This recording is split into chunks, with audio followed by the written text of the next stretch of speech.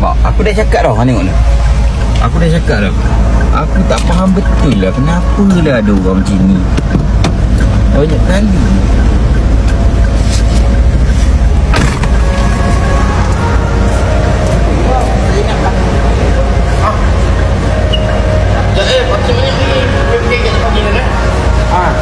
Awak pun sihat. Rafiat je nak mengaku AKU pula. Hei.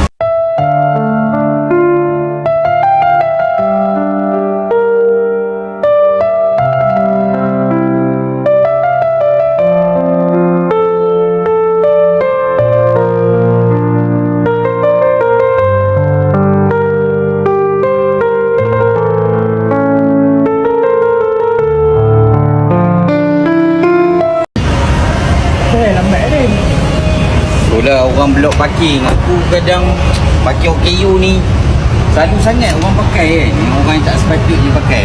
Patutnya benda-benda macam ni tak patut berlaku lah.